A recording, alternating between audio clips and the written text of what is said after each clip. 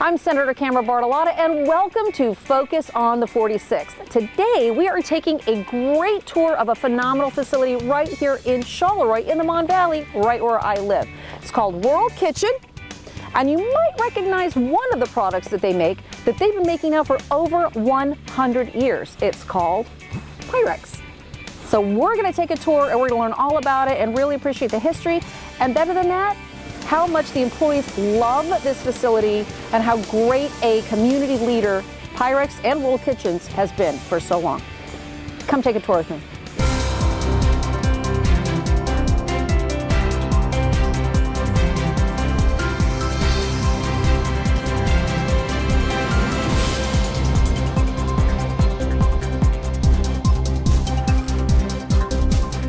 Okay, so we're getting geared up to head out. Yep. Our people are very important to us here at Charleroi, and with that, safety is number one. Sure. It's our number one priority, and I'm glad to say, as we collect our gear here, that last year, we broke 2 safety records really? at the plant. We had the lowest OSHA recordable rate on record, so we're very proud of that. That's great. As well as the fact that we had 0 lost time incidents last year. The whole year? The whole year. Oh my it's gosh, the first time in the history of the Charleroi plant. Really? That's fantastic. Absolutely. Well, So you really look out for your employees then. But it's also a true testament to the people, because safety isn't just a few people, it's a culture. Mm-hmm. And everybody has to be involved looking out for each other's safety. Yeah. It just doesn't happen with 1 or 2 people. All right, well. So it's everyone working safe with the goal to go home the same way they came in. Yeah, that's a good goal. All right, well, let's have at it. Okay. All right. Let's go. So we have 320 employees here in the Charleroi plant that are all represented by the United Steelworkers, and we have 39 management employees as well. These are what we call cullet. It's all our recycled, non-conforming product, or any glass from when we change over a job to a different shape. We recycle 100% of all the glass here in the facility. This glass is a key part of our batch makeup. It's about 38% of what we put into the furnace. It provides us an energy efficiency advantage, as well as the ability to run the tank at lower temperatures and potentially extend the life, because it's a lot easier on some of the higher wear areas in the process. So why does using cullet lower that energy use? It's already melted, so it takes a lot less energy to melt that glass than it does the sand and the soda ash and everything else that goes into the product. Right. That's a lot of glass there.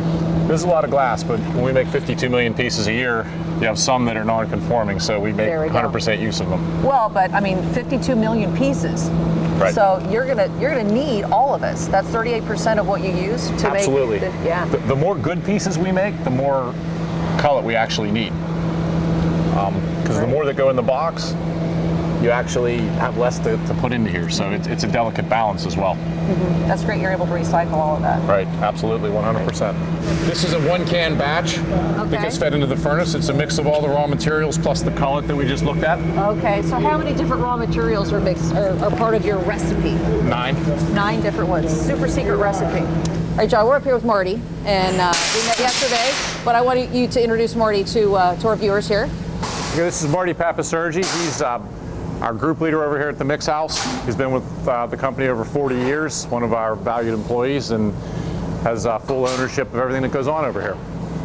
Okay, and we are where, Marty? We are in the Mix House. This is where the very beginning of the process starts. All the raw materials come in to the mixing area.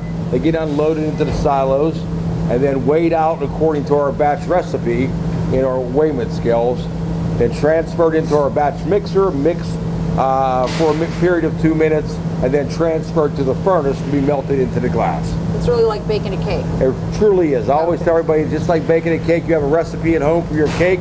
You mix all your ingredients properly, your cake is going to rise and cut properly when you pull it out of the oven. Same thing with mixing raw materials for glass. If you mix them according to the recipe, the glass is going to melt with the same consistency, and when it gets pressed up on the presses, it's going to press with the same consistency, so you can keep your pressing operation very consistent. Mm-hmm. Okay, so how many different hoppers do we have here? We have 7 different hoppers. Okay. With weighing out sand, limestones, soda ash. And some secret stuff we're not going to share. Secret stuff, yeah, that's right. And the crushed glass, color. Right. All crushed, discarded glass is known as color. And then you also have very tight control of everything with the scale systems everything here. on the scales have tolerances built in, so as they weigh out per the required amount to the recipe, if the scale would overweigh, the whole system stops, so we do not make an error. It stops, we fix the error, discard the overweighment into a scrap can, and then continue processing. So once again, in the mix house, there's a lot of checks and balances to go in the whole process, from the unloading part all the way to the mixer, that helps us not to make an error. Because if you make an error at the very beginning of your process, the chance of making good product downstream just goes right down the hole. Right. So, yeah. So all these systems really, they find a problem if there is one and shut it down, so you don't just keep making it yes, big old mess. the systems know when there's an error made, and everything stops. So then we have to come out and interact with it and correct the error. Okay, yes. so right now today, folks, it's unusually cold. Yes, it is. Right here in southwestern Pennsylvania. I think it's in the single digits, if not minus. That was overnight. So what happens to some of this equipment if you have like an unusually cold day? Does that mess up some things? Yes, for you? it does. It'll make the weighments, some of the smaller ingredients especially, weigh out a lot slower because they go on vibratory feeders, and the feeder tray gets cold. It doesn't want to come off the end of the tray. Our crushed glass has a lot of moisture in it. So you have cold glass with moisture going down metal chutes. Now it just automatically adheres to the chute, and we have a lot of jam ups and outside machine issues. They just doesn't want to start up. The oil doesn't want to get going. Yeah. So it does create quite a few problems when it gets to the single digits. It's like people. You don't Just like it when it's this close. And the machines exactly do not right. like it either. That is correct, yes. All right. Well, let's continue with the process. Okay. I think one thing to say safely, though, is that Pyrex quality really starts here with Marty and his team and the good work that they do. It absolutely does. I have a team of 5 guys, and the commitment over here is tremendous. We have a lot of seniority over here, and everyone takes a lot of pride in what they do, housekeeping-wise and watching their jobs. And it really starts with the workers in the mix house to make sure the process is on spec every time, so we make good product. And consistent. That's great. So 40 years for you. 40 years for me. So, and you said there's a lot of seniority over Yes, here. So right tell now- me about a couple of the other folks that might have seniority. My second guy below me has 38 years. Wow. And then the next one has 37. Oh my gosh. And then we just had a gentleman retire about a month ago. He had 42 years. Wow. So we had 5 guys with over 160 years seniority. You know, they must be doing something right to have people want to stay here for that long, right? Yeah, you know, It's a good place to work. it's a good place to work. You can make a living here in a valley close to home. You know, and that's why we've been here so long. Yeah. Okay, Joe, we just were talking to Marty in the mix house, and he was saying how there's some seniority here that just blows people's minds away. Marty's been here for 40 years. He said a couple people in the mix house were 37, 38, all that. We have generational employees that we would love to share with you. And so, John, I'd love to introduce our friends to the viewers. Okay, this is Leo Spada. He's got over 40 years with World Kitchen, Corning. Wow. He's been here quite a long time, and this is his son Derek, who's a 4th generation Fourth generation employee here at the Wow, plant. awesome. Okay. Generation. Oh my gosh! And I heard you say earlier that this is your 15th year. This is the start of my 15th year, yes. So child labor laws back then were not a big deal, apparently. So 4th generation. So we've got son, we've got dad. So tell me the generations that have been here. Well, my grandmother started here quite a few years ago, and then my father worked here until he retired. Wow. And I had the opportunity to work with my father, the same as Derek has to work with me.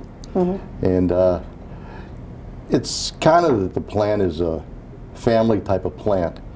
Over the course of many years, there's been tremendous numbers of family members, not only from my family, but everyone else's in the valley that has either worked here for a long period of time or came through at one time or another. I don't think there's anywhere in the Mon Valley that we could possibly go and talk to anyone where they don't know somebody that worked here or had a relative that worked here. And I think that's one of the core values of this facility. It is a family-oriented facility. And not just that, you were telling me too that there's how many employees in this plant? About 360. 360, and you said a third of them. It's roughly a third of the employees are so local that they either walk to work or use the public transportation. Yes. So they live here, they play here, their kids go to school here, you see each other at church, at the supermarket, everywhere. And it really does bring a family atmosphere into this place. And I think that speaks just volumes about how great a place it is for people to work here. And it's something unusual for the younger people coming in because they're not experiencing that type of an environment. Now everything is a transient type of event. We go from one location to the next. You never get to know anybody, and you stay there a few years, and pretty soon you move on to your next location. So this is a very unique place. You know what? I think that builds really strong communities where people support each other and they really look out for each other on every level, not just as co-workers, but you really do become a family. I think that was a great point you made too, Leo, because today's millennial, you know, I hate using that term because it's overused and it's almost derogatory and it shouldn't be, but a lot of people today, they are looking for the greener grass on you know, across the fence. Everything's in movement and nobody really stays close enough to really develop those ties and that strong support system. So Yes. I think it's a great place to work for those very reasons. And I would add, there's so much pride, I think, because of the family atmosphere. I can tell you, we just recently had a Christmas party here, and I had a retiree who I'd never met before came up to me and thanked me for continuing to do that type of event, and also just sat and talked to me for about 10 minutes and asked how the plant was doing, what's going on, you know, Still does so and so cares. still work here, those types of things. Wow. They just really care about what's going on. They feel like they've left something for others. And too many companies are discontinuing some of those really amazing traditions, like you said, your Christmas party with all the kids. And those are the things that are so important to really bring quality of life to the employees who work here. Exactly. So, well, I'm thrilled to have you guys. Thank you so much for coming in and sharing your story. And congratulations on your 15 years. Oh, thank you very much. Hey, any youngsters, you know, in the Two. really? Two Okay. boys. Okay. Have they said their first words were Pyrex or? Mommy was there. There we go. Okay. Well, You again, just got points. you just got big points. That's right. Thanks, Leo. Thanks, Derek. I really appreciate you here. Thank you. Thanks. So All right. this is Ernie Hauges. He works in our machine shop. Great, does a lot of Ernie, our so nice to equipment meet you. inspection. Same here. Thanks for being here. Yes. Yeah. And so I talked to you. So Ernie, you work in the The mold machine shop. mold machine shop. All right. So we're really bragging up the place and how great it is that people have worked here for such a long time. When did you start here? October 1967. 1967. Yes. Okay, so we have a bragging wall here. These are all the plant managers that have been here at World Kitchen all the way back to when it was Corning. What do they call it when you started? It was called Corning glass. Corning glass. Okay, so you can see all of these. There's yours. There's John up there, current, and then we go all the way back through. So Ernie, come on over here. This was the plant manager when you started, right? Yes. Oh my gosh, you lasted. Yeah, I did. I did. Yeah, it lasted all of them. That's amazing. That's great. You look right through there, you can see the gas going over the top. You can see the dark spots of the unmelted batch from Marty. And then all the molten glass underneath. So how was it looking inside a 3,000 degree furnace? I think that's what they call Dante's ninth circle of hell, is pretty much what that is. That's amazing, though, to be able Truly. to look into that. Right. And what's even more incredible is how, just the volume, the sheer volume of molten glass that's inside there. You saw the flames over the top. It's Right. a gas and oxygen combustion over the top. Okay, yeah. And we have electric boosting in the bottom to help keep things stirred up and flowing down the tank. Okay, so like electrodes come up through the They bottom they of come it up and through the bottom. keep it all Right. going. All right, well, and then it goes through that whole long tunnel, and it comes out in what, 4 different? It goes through There. one throat, and it comes out into what we call a refiner section. Okay. And that's what starts to condition the glass for forming, because Okay. we have the 4 different throats, like you said. And what they do is provide the right temperature and weight for each item in forming. So Okay. we make 88 different shapes here, Wow. roughly, Wow. and Yeah. they're all different weights from 10 ounces up to Okay, so like a big 72 lasagna ounces. dish is going to have more weight to that glob or Absolutely. gob. So we need to have the flexibility Yeah. to change temperatures to actually make the appropriate weights for those items. Oh, okay. So we have separate controls for each of the four channels, and the reason being we run at different speeds and different weights for every item that we make. Okay, great. So what are we making today? What are you making? 4 different types There will today? be 4 different types. Oh, There's okay, great. some bowls and some storage. All right, So we'll get a fantastic. chance to look at those. Awesome. That's great. And the only thing about the melting tank, it's an 8-year asset. We have to rebuild it, so there's a lot of costs that go into rebuilding it. So that's Right. where the cullet comes into play. Okay. It helps to run us at lower temperatures. You couldn't tell by your No. look in there, but No. that Didn't actually feel cool allows. at all. No, felt better than outside today. Oh, though, well, right? that better than outside. Right. Yes. So it allows us to run at cooler temperatures and hopefully extend that life, because that's a benefit to the company. Yeah. I mean, just off the top of your head, how much does one of those furnaces cost? Well, You said it's got an 8-year life before you have to Right. shut it down and rebuild it. so, and so work the on last rebuild was a little under 10 million. Wow. The next rebuild we're looking to do some upgrades, so it's going to be a little more expensive. it. Okay. Wow. So- All right. Well, then let's see what comes out the end of that.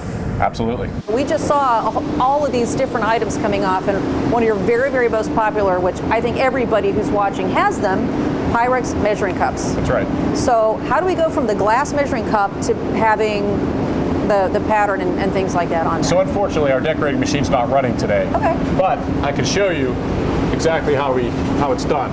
This is the screen for the Okay. 2-cup measuring cup, which is the most popular measuring cup, the one that we run the most. Yep. And basically, there's a paint feed machine that feeds paint into here, and basically like a brush that goes across here and puts the paint right onto the measuring cup. Yep. And then the cup gets reheated and retempered, so that the paint gets fired right into the glass to give it its durability. Doesn't come off in your dishwasher or scrape off For or anything. generations. Right. Generations. That's where you get the cups that are passed down That's from exactly generation right. to I think I generation. have 3, and I have the 8-cup one as well. So everybody's got these at home. Absolutely. But now, as far as the other designs now that you're putting on all of these different storage vessels. Right. It's all done by different types of screens. Okay. I don't think I have any here to show you. Yeah, but it's the same concept, right, right? but It's it's the like same screen printing concept. a T-shirt. Right. But It's you're just a different screen. Yeah. Right. That's fantastic. So we have a vendor that we order them from. We just, whatever the decorations are, we bring them in. We do different paints. We can change out the paint color right here. Wow. So whatever color, whatever decoration, it's just a simple change right up on the machine. And millions of them a year. Millions Yeah. of measuring cups a year. Wow. And then the decorated storage just continues to grow. Oh, sure. Well, and one thing too, I was talking to my daughter who's 26, and she is a health fanatic, and she recently threw away all of her plastic storage containers for food, and Right. she's strictly doing glass Pyrex storage containers. And glass storage is a big part of our business. Our, Yeah. our glass vessels in Pyrex are actually mated with our Snapware branded lids. Yeah, those are. We have to take a look at the snap lid things too, because that's genius. Oh, we can do that. Genius. Wow. So after we're done putting all the patterns and everything on these items, what happens to them then? Well, they have to go back and be reheated. Right. Because the glass is cooled down to be able to decorate it. It's all an inline process right off of the forming that you saw. Yep. So it has to be reheated so that the glass doesn't break when we try to temper it to give it its strength. Then it goes through the kiln Okay. to fire the paint in, and also to heat treat the glass Okay. and strengthen it. And like I said, that bonds the paint to the glass. It becomes one so that it lasts for generations. Right. Okay. And then after that, it gets boxed up and Inspected and shipped packed off. and shipped out. We pack a lot of the measuring cups that we make here. The majority of them we pack up here, and they go straight to the customer. They go to our DC and then to our customer, but no one else touches that glass once it leaves the inspection here. Amazing. Well, it's the happy birthplace of everything Pyrex right here in Charleroi, and we're thrilled to death that you guys are here. And We're very happy to be part of the community. and obviously, the people who work for you love to be part of your family too. They do. I think their pride shows. When you walk through the factory, you see their engagement in what they do. People really care about the product. They care about how the plant's doing. Yeah. But primarily, the brand name means a lot to the people here. because they know that brand name carries so much weight in the marketplace. Absolutely. That was an awesome tour down there. That was It is. It's a fascinating spectacular to process. see how that all happens and to realize that you guys have been here for so very, very long. And you and I were just talking about this before. 2 years ago, in 2015, Right. you celebrated your 100th year. We did, and you were here for that. Yeah, I was. It was fantastic. Oh my gosh, you had like, what is it, the largest measuring cup? And yeah, Guinness Book of World Records and all that stuff. That'll make a heck of a cake. Right, and if you remember, it was a big party. The It whole was community came great. out. A lot of employees, Yes. local businesses. It was Oh a my big gosh, celebration. retired employees and generations of people who've worked here over the years. It was phenomenal. Right downtown in Charlotte was great, the Magic City. And the mayor changed the name of the town from Charleroi to Pyrex, PA for 100 days. 100 days. That was pretty cool. Absolutely. That was really neat. But along those lines, you really did all sorts of great things for your 100-year anniversary. Well, we did. Show us some of the things that you did for that. So all of these up here are 100-year products. Yeah. This is the red. I know it happens to be your favorite. I know, I like that. Since 1915. And look at this too. There's the well-known historic measuring cup. And the with blue, which I happen to like. Yeah, that's great. That's Really wonderful. it's a But really nice anything- color. And We did the speaking pie of colors, plates. yeah, I think we've got a shot of those. that's great. we did the But 100-year pie also, plate. speaking of all the colors that you do, though, this is something that's sort of kind of come into a new trend. Absolutely. So when did you really start focusing on colors and designs and things like that for the Pyrex? We started to, probably 2-3 years ago, started to really get into different patterns for the decorated storage. You can see here, like the stars, the hearts, soccer balls, limes. Yeah. These newer retro patterns and different colors. So you can see, it's all one color. That's what we can do on our machine. that Okay, we saw. right. But we do many colors across the spectrum. Over here, you can see we've done some I love holiday these. Oh, yeah, flavored these are great. snowflakes, Christmas trees. Yeah. We got a little football. I love that one. So cute. Go Steelers. Flare You should there. be- That's should be right. black. You guys should have a yellow cap on there, just saying. I'm kidding, Maybe. black and gold, Steelers, that's me. But look at all this stuff. I mean, this is really phenomenal. So it's just been something that's been taking off over the last few years. Right. But I'll tell you what, there's so many people who are collectors, and they will collect every single design and pattern and color that you have. And I can tell you this with decoration. When I started here 10 years ago, the decorating machine used to run about 20 weeks a year. Okay. Now it runs 48 weeks out of the year. Holy cow. Very hard to get any downtime on that machine. Yeah. Because we're always running different shapes and You're different coming up colors. with new stuff all the time. Yeah, tell Pyrex me. Love, that's a new thing for the future. Love my Pyrex, so we've seen a lot more of that. Yeah, that's awesome. So you said for the future, so that's something that you're just sort of kicking off now, and it's like a Yes. new branding kind of It is. It thing? started this year. It kicked off. Oh, So great. there's a new campaign this year. Spoiler alert. But so these, though, these swirls and things like that, I've never seen anything like this in Pyrex. So Right, can you and- share a little bit of that with us? And it's newer also. We've just started this at the end of 2016. So it's a little random because No tool it's alike. not perfect to control it. That's Unique. right. They're all unique. One of a but kind. It's not every shape either. You can see there's certain things. This a large storage item. We do have one of the baking dishes, the smaller dishes, and the pie plates. So limited on some shapes now. It's not in everything, but Well, I we mean, look this to. isn't something that someone's going to want like an entire set of. No, maybe. it's more like a talking piece. Yeah, and it's a great gift too. Right. Phenomenal. Bake a pie, Absolutely. give it to your friend in one of these things, and they will love you forever. But there's really endless possibilities. Right. And you're constantly evolving and moving forward. And I'll tell you what, it's just been what a great. I love this show. This is one of my favorites, by the way. But just to know that you guys are right here in our own backyard, right here in Charleroi, and one of the absolute jewels of the 46th district. And I really appreciate you taking all the time that you have and showing us all this great stuff and piquing our interest for all of the great stuff that's coming in the future for Pyrex. It was truly my pleasure. It was really actually a very fun day, and I thank you for coming and spending the time with us. My pleasure. Hey, and if you want more information about Pyrex, about World Kitchen, just come to my website, and we'll share a lot of links with you. And thanks so much for joining me at Focus on the 46, and I can't wait for the next show. Thanks for being here.